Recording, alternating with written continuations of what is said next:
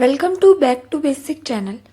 इस वीडियो में हम जो है वो रिसर्च के बारे में पढ़ेंगे कि रिसर्च क्या होते हैं, क्या क्या क्वालिटीज़ होनी चाहिए रिसर्च में, और जो है कौन कौन से स्टेप्स जो है वो फॉलो किए जाते हैं रिसर्च करते टाइम। रिसर्च जो है वो एक सिस्टमेटिक, कंट्रोल, एम्पिरिकल होनी ज़रूरी है। रिसर्च का मतलब होता है री मैंने दोबारा, सर्च मैंने कोई चीज़ जो है फाइंड आउट करना, ऐसी चीज़ जिसे हम दोबारा सर्च करते हैं।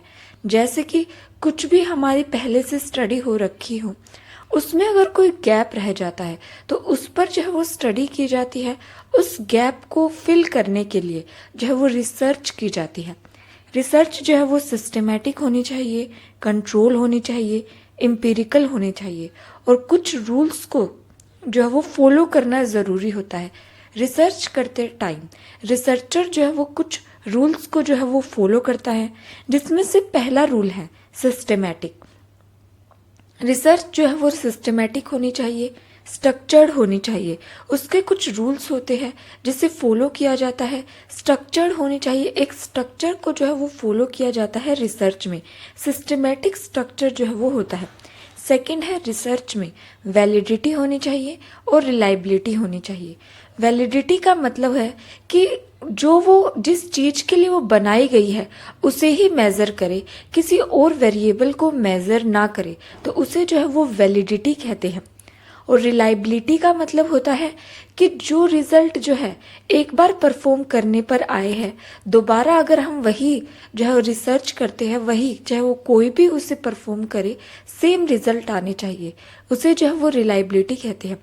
जैसे इंटेलिजेंस का टेस्ट है, वो एक पर्सन की इंटेलिजेंस को ही मेज़र करे, उसे जो है वो वैलिडिटी कहते हैं। और रिलायबिलिटी कहते हैं अगर वो एक दिन फर्स्ट वीक में हमने जो है किसी पर जो है वो लगाया है, आज हमने कोई टेस्ट लगाया है इंटेलिजेंस का, उसका आईक्यू जो है वो 120 आया, वही टेस्ट हमने जो है वो 2 हफ्ते बाद लगाया, उसका आईक्यू जो है वो 120 ही आना चाहिए। 130, 110, 110, 90 ऐसे नहीं आना चाहिए, 120 के आसपास ही आना चाहिए। तो इसे जो है वो रिलायबिलिटी कहा जाता है। रिसर्च जो है वो एम्पिरिकल होनी चाहिए, एविडेंस बेस्ड होना चाहिए। एम्पिरिकल का मतलब है जिसे ऑब्जर्व किया जा सके, ऑब्जर्व करके कुछ कंक्लूजन निकाला जा सके। तो रिसर्च ऐसी होनी चाहिए जो एम्पिरिकल हो, जिसे ऑब्जर्व किया जा सके। लॉजिकल होनी चाहिए, लॉजिक को फॉलो करे किसी। इलॉजिकल, इरेशनल जो है वो रिसर्च नहीं हो रही कि हम किसी भी दो जो है वो वेरिएबल को लेकर रिसर्च कर रहे हैं, ऐसा नहीं होनी चाहिए। लॉजिकल होनी चाहिए, उसमें कुछ लॉजिक होना ज़रूरी होता है रिसर्च में। फिफ्थ है हाइपोथेटिकली डिडक्टिव मेथड का यूज़ करें। हाइपो डिडक्टिव मेथड का क्या मतलब होता है, जिसमें एक हाइपोथेसिस बनाई जाती है, फिर उसे टेस्ट किया जाता है, ऑब्जर्व किया जाता है, और उसके बेस पर जो एक थ्योरी बनाई जाती है, उसे जो वो हाइपोथेसिस डिडक्टिव मेथड जो है वो कहा जाता है। तो रिसर्च जो है वो हाइपोथेटिको डिडक्टिव होनी चाहिए। सिक्स्थ है रिसर्च जो है वो रेप्लिकेबल होनी चाहिए। कोई भी रिसर्च करे, रेप्लिकेबल का मतलब है वो रिसर्च कोई भी करे, मैं करूं या कोई और करे, एक पर्सन पर इंटेलिजेंस का टेस्ट जो है वो चाहे मैंने लगाया हो या आपने लगाया हो, उसका स्कोर जो है वो वही आना चाहिए, उसमें जो है वो मॉडिफिकेशन नहीं होनी चाहिए। तो रिसर्च चाहे कोई भी करे, उसका रिजल्ट जो है वो सेम आना चाहिए। इसे कहते हैं कि रिसर्च में रेप्लिकेबिलिटी होनी ज़रूरी है। स्टेप्स कौन कौन से होते हैं रिसर्च में, जो है वो स्ट्रक्चर्ड तरीके से की जाती है, जिसमें जो है वो कुछ स्टेप्स फॉलो किए जाते हैं। सबसे पहला स्टेप है प्रॉब्लम। हम सबसे पहले जो है वो प्रॉब्लम को आइडेंटिफाई करते हैं रिसर्च करते समय। किसी भी रिसर्च को शुरू करने से पहले प्रॉब्लम जो है वो होनी ज़रूरी है। हम अपने आसपास के एनवायरनमेंट को ऑब्जर्व करेंगे और देखेंगे, आइडेंटिफाई करेंगे कि क्या प्रॉब्लम है। जैसे मान लीजिए हमने प्रॉब्लम देखी कि कुछ बच्चों के एग्ज़ाम स्कोर्स जो है वो कम आ रहे हैं, कुछ के जो है वो ज़्यादा आ रहे हैं, ये जो है हमारे लिए प्रॉब्लम है। हमने देखा कि ऐसा क्यों है, कुछ के कम मार्क्स आ रहे हैं, कुछ के ज़्यादा मार्क्स आ रहे हैं, ऐसा क्यों हो रहा है। तो ये प्रॉब्लम जो है हमने आइडेंटिफाई की।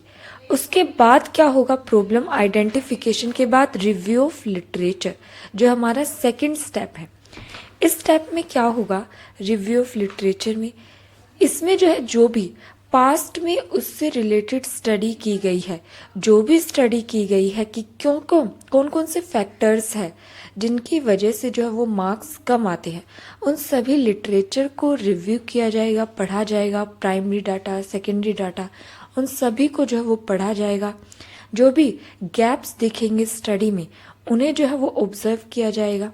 तो उसके बेस पर फिर जो हम नेक्स्ट स्टेप पर चलेंगे। जब ये लिटरेचर रिव्यू कर लिया, उसके बाद जो है हम हाइपोथेसिस बनाते हैं। हाइपोथेसिस जो है वो एक टेंटेटिव स्टेटमेंट होती है, उसका नाम हम नहीं जानते। वो जो है वो जो भी हमने स्टेटमेंट बनाई है वो ठीक भी हो सकती है और वो गलत भी हो सकती है। ये जो है वो एक टेंटेटिव स्टेटमेंट होती है। हाइपोथेसिस में जो है हम इंडिपेंडेंट और डिपेंडेंट वेरिएबल में जो है वो रिलेशन देखने को हमें मिलेगा। हम जो है वेरिएबल्स को डिसाइड जो है हम इसमें करेंगे।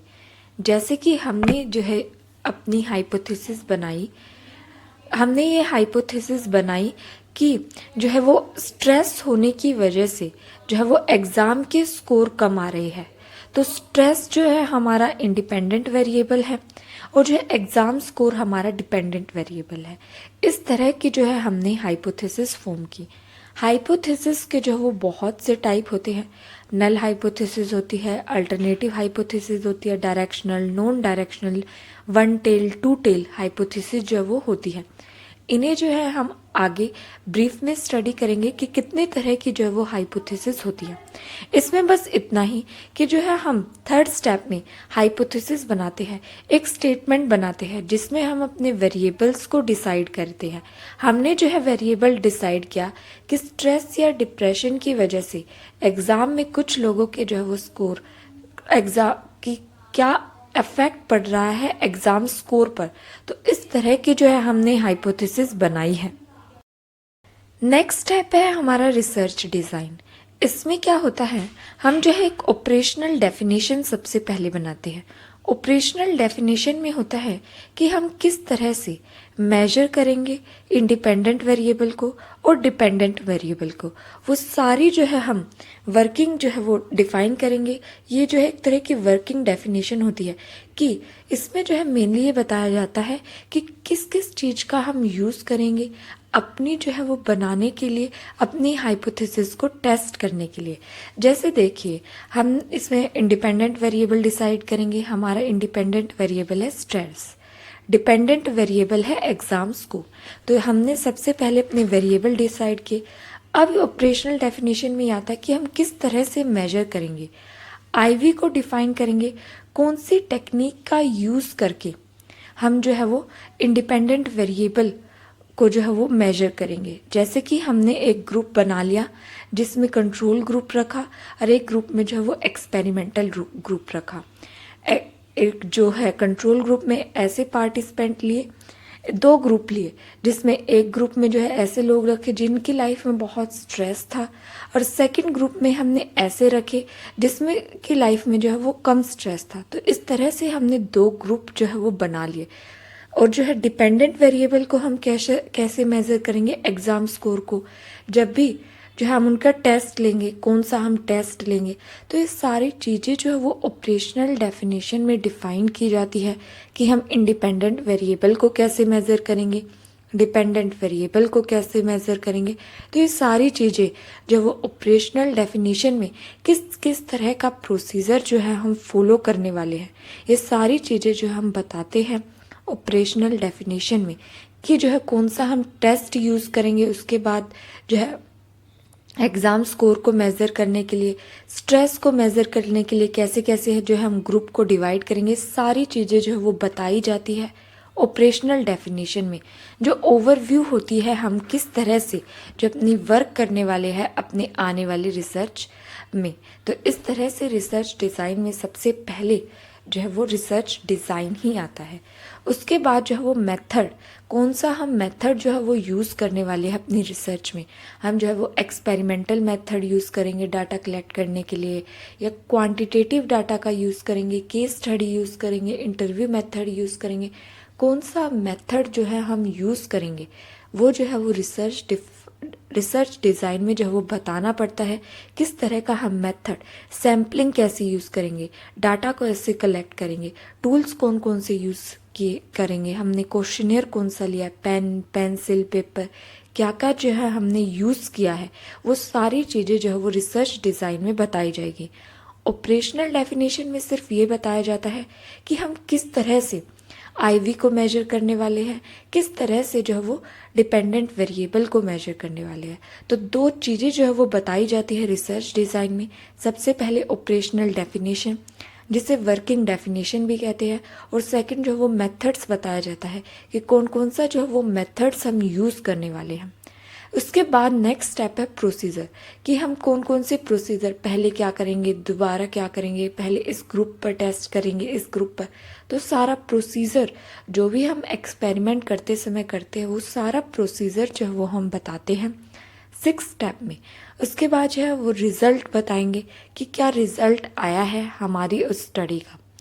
उसके बाद जो हम डिस्कशन करेंगे उसके बारे में, and the last is conclusion. उसका जो है सारा ओवरऑल कंक्लूजन जो है वो हमें देखने को मिलेगा। तो ये थे स्टेप्स ऑफ रिसर्च डिज़ाइन, और जो है क्वालिटी क्या क्या होनी चाहिए रिसर्च डिज़ाइन की। इस वीडियो में बस इतना ही। जुड़े रहे हमारे चैनल बैक टू बेसिक्स से। Thank you for watching this video.